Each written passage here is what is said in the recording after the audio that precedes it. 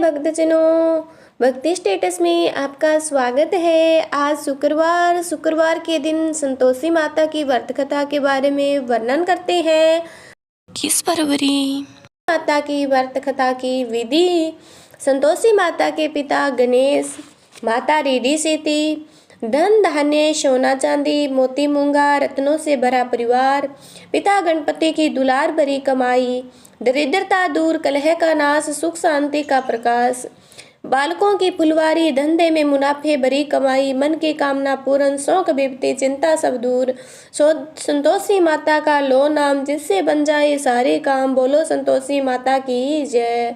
इस व्रत को करने वाला कहते व सुनते समय हाथ में गुड़ और भुने हुए चने रखें तथा सुनने वाले संतोषी माता की जय जयकार मुख से बोलते जाएं। कथा समाप्त होने पर हाथ का गुड़ चना गौ माता को खिलावें। कलश में रखा हुआ गुड़ चना सबको प्रसाद के रूप में बांट दें। कथा से पहले कलश को जल से भरें, उसके ऊपर गुड़ चने से भरा कटोरा रखें। कथा समाप्त कर आरती करने के बाद कलश के जल को घर में सब जगह पर छिड़कें और बचा हुआ जल तुलसी की क्यारी में डाल दें। 1.25 रुपये का गुड़ चना लेकर माता का व्रत करें। गुड़ घर में हो तो लेवें, विचार न करें, क्योंकि माता भावना की भूखी होती है। कम ज़्यादा का कोई विचार नहीं होता, इसलिए जितना बन पड़े श्रद्धा से समर्पित करें। श्रद्धा और प्रेम से प्रसन्न मन होकर सदैव व्रत करना चाहिए। व्रत के उद्यापन में 2.5 सेर खाजा, मोमनदार पूड़ी, खीर, चने का साग नैवेद्य रखें। घी का दीपक जलाकर संतोषी माता की जय जयकार बोलें। नारियल फोड़ें। इस दिन घर में कोई खटाई न खावें और न ही सवे खावें, न ही किसी दूसरे को खाने दें। कुटुंबी न बने, ब्राह्मणों के, रिश्तेदारों के, पड़ोसियों के बालक बुलावें। उन्हें खटाई की कोई वस्तु न दें। भोजन कराकर यथाशक्तियाँ दक्षिणा देवें। नगद पैसे न दे, कोई वस्तु दक्षिणा में दें। व्रत करने तथा कथा सुन प्रसाद लें। एक समय भोजन करें, इससे माता प्रसन्न होगी, दुख दरिद्रता दूर होगी तथा मनोकामनाएं पूर्ण होगी। तो चलो संतोषी माता की व्रत कथा हम आपको सुनाते हैं। अगर अच्छी लगे तो कमेंट करके बताना कि आपको कैसी लगी है। एक बुढ़िया थी, उसके 7 बेटे थे। 6 कमाने वाली थी, एक निकम्मा था। बुढ़िया माँ 6 पुत्रों की रसोई बनाती, भोजन कराती और पीछे जो कुछ बचता उसे 7वें को दे देती। परंतु 7वां पुत्र बड़ा भोला भाला था, मन में विचार न करता। एक दिन मैं अपनी बहू से बोला, देख मेरी माता का मुझ पर कितना प्रेम है। वह बोली, क्यों नहीं, सबका बचा हुआ जूठा तुमको खिलाती है। वह बोला, ऐसा नहीं हो सकता, मैं जब तक अपने आंखों से न देखूं मान नहीं सकता। बहू ने हंसकर कहा, देख लोगे तब तो मानोगे। कुछ दिन बाद एक बड़ा त्योहार आया। घर में 7 प्रकार के भोजन और चूरमा के लड्डू बने। वह परीक्षा लेने के लिए सिर दर्द का बहाना कर पतला कपड़ा सिर पर ओढ़कर रसोई घर में सो गया। कपड़े में से सब कुछ देखता रहा। 6 भाई भोजन करने आए। उसने देखा माँ ने उनके लिए सुंदर सुंदर आसन बिछाए हैं, 7 प्रकार की रसोई परोसी। वह आग्रह करके जिमाती रही, वह देखता रहा। 6 भाई जब भोजन करके उठे तब माँ ने उनकी जूठी थालियों में से लड्डुओं के टुकड़ों को उठाया और एक लड्डू बनाया। जूठन साफ करके बुढ़िया माँ ने पुकारा, उठ बेटा, 6 भाई भोजन करके गए हैं, अब तू ही बाकी है, उठ भोजन कर ले। उसने कहा, माँ मुझे भोजन नहीं करना है, मैं तो प्रदेश जा रहा हूँ। माता ने कहा, कल जाना हो तो आज ही जा। वह बोला, हाँ हाँ आज ही जा रहा हूँ। यह कहकर घर से निकल गया। चलते समय बहू की याद आई। वह गौशाला में कंडे थाप रही थी। जाकर बोला, हम जामे प्रदेश को आवेंगे कुछ काल, तुम रहियो संतोष से, धर्म अपनो पाल। 2 निशानी अपनी देखूं दरू मैं दीर, सुधी हमारी मत बिसारियो, रखियो मन गंभीर। मैं बोला, मेरे पास तो कुछ नहीं है, यह अंगूठी है सो ले लो, मैं अपनी कुछ भी निशानी मुझे दे दो। वह बोली, मेरे पास क्या है। वह गोबर भरा हाथ है। यह कहकर उसकी पीठ पर गोबर के हाथ की थाप मार दी और चल दिया। चलते चलते दूर देश में पहुंचा। वहाँ एक साहूकार की दुकान थी। वहाँ जाकर बोला, सेठ जी मुझे नौकरी पर रख लो। साहूकार को जरूरत थी। साहूकार ने कहा, काम देखकर दाम मिलेंगे। साहूकार की नौकरी मिली। वह सवेरे 7 बजे से 12 बजे तक रात्रि तक काम करते रहा। कुछ दिन में दुकान का लेन देन, हिसाब किताब, ग्राहकों को माल बेचना, सारा काम करने लगा। साहूकार के 7-8 नौकर थे, सब चक्कर खाने लगे। वह बहुत होशियार बन गया है। सेठ ने भी काम देखा और 3 महीने में उसे मुनाफे का साझीदारी बना दिया। 12 वर्ष में वह नामी सेठ बन गया और मालिक सारा कारोबार उस पर छोड़कर बाहर चला गया। उधर उसकी बहू पर क्या बीती सो सुनो। सासू ससुर उसे दुख देने लगे। सारी गृहस्थी का काम कराकर लकड़ी लेने जंगल में बेचते। इस बीच घर की रोटियों के आटों में से जो भूसी निकलती उसकी रोटी बनाकर रख दी जाती और फूटे नारियल की कटोरी में पानी। इस तरह दिन बीतते रहे। एक दिन वह लकड़ी लेने जा रही थी। रास्ते में बहुत सी स्त्रियां संतोषी माता का व्रत करती दिखाई दी। वहां वह खड़ी होकर कहने लगी, बहनों, यह तुम किस देवता का व्रत करती हो? इसके करने से क्या पुण्य मिलता है? इस व्रत के करने की विधि क्या है? यदि तुम अपने इस व्रत का विधान मुझे समझाकर कहोगी तो मैं तुम्हारा बड़ा ही उपकार मानूंगी। तब उनमें से एक बोली, सुनो, ये संतोषी माता का व्रत है। इसके करने से निर्धनता, दरिद्रता का नाश होता है, लक्ष्मी आती है, मन की चिंताएं दूर होती है, घर में सुख होने से मन को प्रसन्नता और शांति मिलती है, निपुत्री को पुत्र मिलता है, पति बाहर गया हो तो शीघ्र घर आ जाता है, कुमारी कन्या को मनपसंद वर मिलता है, राज दरबार में बहुत दिनों से मुकदमा चलता हो तो समाप्त हो जाता है, कलह क्लेश की निवृत्ति हो तो सुख शांति हो, घर में धन धान्य जमा हो, पेशा जायदाद का लाभ होता है तथा और भी मन में जो कुछ भी कामना हो सब इस संतोषी माता की कृपा से पूरी हो जाती है।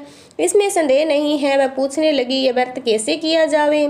यह भी मुझे बताओ, बड़ी कृपया होगी। स्त्री लगी, 1.25 रुपये का गुड़ लेना, चना लेना, इच्छा हो तो 5.25 रुपये का लेना, 10.25 रुपये का भी सहूलियत के अनुसार लेना, बिना परेशानी, श्रद्धा और प्रेम से जितना भी बन सके सवाए लेना, 5.25 रुपये से 10.25 रुपये तक, इसमें भी ज़्यादा शक्ति और भक्ति के अनुसार गुड़ और चना लेना।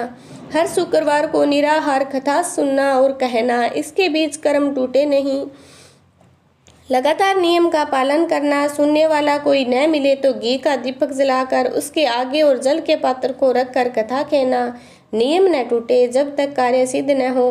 नियम का पालन करना। कार्य सिद्ध हो जाने पर व्रत का उद्यापन करना। 3 मास में माता का पूरा फल प्रदान करती है। यदि किसी खोटे ग्रह हो तो भी माता 1 वर्ष में अवश्य कार्य सिद्ध करती है। कार्य सिद्ध होने पर उद्यापन करना चाहिए, बीच में नहीं। उद्यापन में 2.5 सेर आटे का खाजा, इसी के अनुसार खीर तथा चने का साग तैयार करना। 8 लड़कों को भोजन कराना। जहाँ तक मिले देवर जेठ भाई बंधु कुटुंब के लड़के को लेना, न मिले तो रिश्तेदार और पड़ोसियों के लड़के को बुलाना, उन्हें भोजन करा यथाशक्ति दक्षिणा देना। माता का नियम पूरा करना। उस दिन घर में कोई खटाई न खाए। यह सुन बुढ़िया की बहू चल दी। रास्ते में लकड़ी के बोझ को बेच दिया और उन रुपयों से गुड़ चना ले माता के व्रत की तैयारी कर आगे चली और सामने मंदिर देखकर पूछने लगी, यह मंदिर किसका है? सबने कहा, यह मंदिर संतोषी माता का है। यह सुन माता के नियम को कुछ जानती नहीं। मैं बहुत दुखी हूँ। हे माता जगत जननी, मेरा दुख दूर करे, मैं तेरी शरण में हूँ। माता को दया आई। एक शुक्रवार बीता कि दूसरे शुक्रवार को उसके पति का पत्र आ गया। तीसरे शुक्रवार को उसका भेजा हुआ पैसा आ पहुंचा। यह देखकर जेठानियां मुँह से कोड़ने लगी। इतने दिनों बाद इतना पैसा आया, इसमें क्या बढ़ावा है? लड़के ताने देने लगे। काकी के पास पत्थर आने लगे, रुपया आने लगा। अब तो काकी की खातिरदारी बढ़ेगी। अब तो काकी बुलाने से भी नहीं बोलेगी। बेचारी सरलता से कहती है, भैया पत्थर आवे, रुपया आवे तो हम सबके लिए अच्छा है। ऐसा कहकर आंखों में आंसू भरकर संतोषी माता के मंदिर में मातेश्वरी के चरणों में गिरकर रोने लगी। माँ, मैंने तुमसे पैसा नहीं मांगा, मुझे पैसे से क्या काम है? मुझे तो अपने सुहाग से काम है। मैं तो अपने स्वामी के दर्शन और सेवा मांगती हूँ। तब माता ने प्रसन्न होकर कहा, जा बेटी, तेरा स्वामी आएगा। यह सुन खुशी से बावली हो घर जाकर काम करने लगी। और अब संतोषी माँ विचार करने लगी, इस बोली पुत्री से मैंने कह तो दिया कि तेरा पति आएगा, पर आएगा कहाँ से? वह तो इसे सपने में भी याद नहीं करता। उसे याद दिलाने के लिए मुझे जाना पड़ेगा। इस तरह माता उस बुढ़िया के बेटे के पास सपने में प्रकट होकर कहने लगी, साहूकार के बेटे, सोता है या जागता है? वह कहता है, माता सोता भी नहीं हूँ, जागता भी नहीं हूँ, बीच में हूँ कि ये क्या आज्ञा है? माँ कहने लगी, तेरा घर बार है या नहीं है? माँ बोली, पुत्र तेरी घरवाली बहुत ही कष्ट उठा रही है। वह बोला, हाँ माता, यह तो मुझे मालूम है, परंतु जाऊं कैसे? परदेश की बात है, लेन देन का कोई हिसाब नहीं, कोई जाने का रास्ता नजर नहीं आता, कैसे चला जाऊं? माँ कहने लगी, मेरी बात मान, सवेरे नहा धोकर संतोषी माता का नाम ले, घी का दीपक जला, दंडवत कर दुकान पर जाकर बैठना। देखते देखते तेरा लेन देन चुक जाएगा, जमा का माल बिक जाएगा, सांझ होते होते धन का ढेर लग जाएगा। अब तो वह सवेरे बहुत ही जल्दी उठ मित्र बंधुओं से अपने सपने की बात कहता। वे सब उसकी बात अनसुनी कर हंसी मजाक उड़ाने लगे। कहीं सपने भी सच होते हैं। एक बूढ़ा बोला, देख भाई, मेरी बात मान, इस तरह सच या झूठ कहने के बदले देवता ने जैसे कहा है वैसा करने में तेरा क्या जाता है? अब बुढ़ी की बात मानकर उन्होंने नहा धोकर संतोषी माता को दंडवत कर घी का दीपक जलाकर दुकान पर जाकर बैठ गया। थोड़ी देर में वह क्या देखता है कि देने वाले रुपए लाए और लेने वाले हिसाब लाए। कोठे में भरे सामानों के खरीदार नगद में सौदा करने लगे। शाम तक धन का ढेर लग गया। मन में माता का नाम लेकर प्रसन्न होकर घर जाने के वास्ते गहना, कपड़ा, सामान खरीदने लगा। यहाँ के काम से निपट कर रवाना हुआ।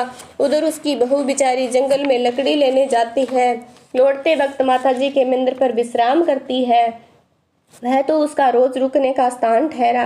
दूर से धूल उड़ती देखकर वह माता से पूछती है, हे माता, यह धूल कैसी उड़ रही है? माँ कहती है, हे पुत्री, तेरा पति आ रहा है।